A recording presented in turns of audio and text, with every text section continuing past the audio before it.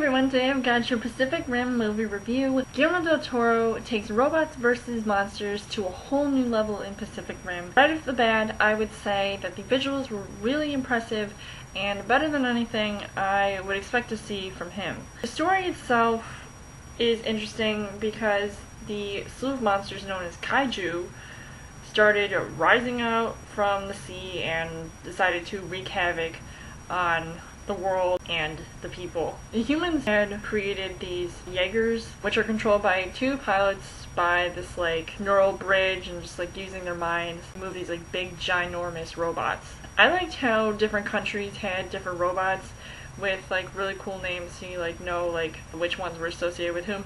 I unfortunately don't remember most of them, but one of them, which is my favorite, is Gypsy Danger, who is the granddaddy of all the robots and comes heavily equipped with firepower. Probably an hour into the film, that is definitely where the action starts to pick up. Charlie Hunnam plays a washed-up former pilot alongside Rinko Kikuchi, who team up together to control a Jaeger to take out the bad monsters, the last remaining kaiju, and save the day. I actually didn't find the acting to be terrible, but there were some good and bad things about some of the casting choices that were made. First off, Charlie Hunnam's character was pretty good. Even though I haven't seen him in anything besides Sons of Anarchy, he seemed to be really convincing as a guy torn after losing his brother and having to find the perfect person to work with on the mission, because you need two people to pilot those machines. Let's face it, two heads are better than one. Rinko Kikuchi was okay in my opinion, but I didn't think her character was all that special, except for having this quick flashback where they show her as a little girl, apparently, and stuff is happening. It's just really terrible. Despite her and Hunnam having a sparring match early on in the movie, I was wondering if their characters were going to get together or connect by other means than their brains.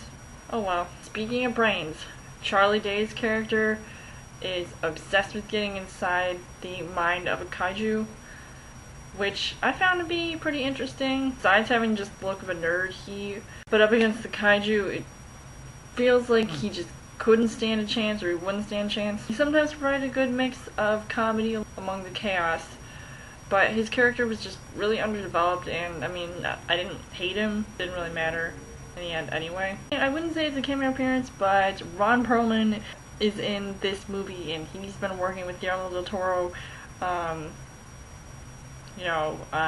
Hellboy and all that stuff, so I almost forgot that he was in this movie, so I was really oh wow, there's Ron Perlman, he's in this movie. I don't think his character was anything special besides him having the responsibility of selling off all these kaiju parts in the black market, so he has persona and look of this underground guy. He was funny at times if you're trying to take him seriously, but you sort of learn to just go with it.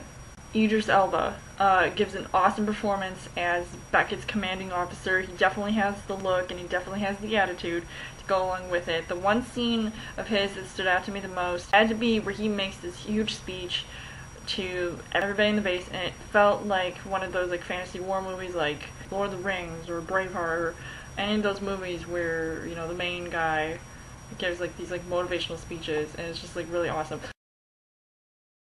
Right before he sends all the troops out to take care of the bad guys, because we don't need those kaiju, just saying. When he was angry, one thing to know, you do not touch Idris Elba. And two, you do not touch Idris Elba. Later on you see different aspects of his character unfold, which I was surprised about. Burn Gorman was also in this. But wait a minute, didn't he fall through the ice in The Dark Knight Rises? He must have taken a portal through the Pacific.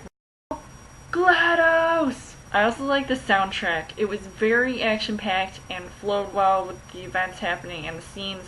The creatures reminded me a lot of Pan's Labyrinth, especially the eyes, the details, just when they were just zooming in on these big giant monsters. It was just absolutely crazy. The color scheme in this movie was definitely pretty awesome, especially since it was mostly nighttime and the daytime scenes were just looking like Silent Hill. Some of the scenes that were happening, one of which reminded me a lot of when the people were running from Godzilla, so it looked just like that. And there was that one scene that they also showed in the trailer in this movie where a robot gets thrown by one of the kaiju it just totally looked like something out of Transformers.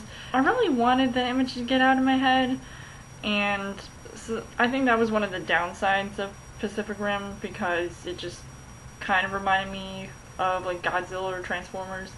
Like, you mix the two, this is what you get. The movie was entertaining for the most part. Despite it looking like a mix of Transformers and Godzilla, I'd probably see it again in the near future, but not right away, which is fine. Apparently, giant robots and monsters got beat by a sequel called Grown Ups 2. What's up with that, yo? Shame. Let me know in the comments what you guys thought of Pacific Rim. Does it prove that monsters and robots can kick serious butt? Or does it prove that Hollywood has run out of ideas? If you didn't like Pacific Rim, what is your favorite head-to-head combat movie?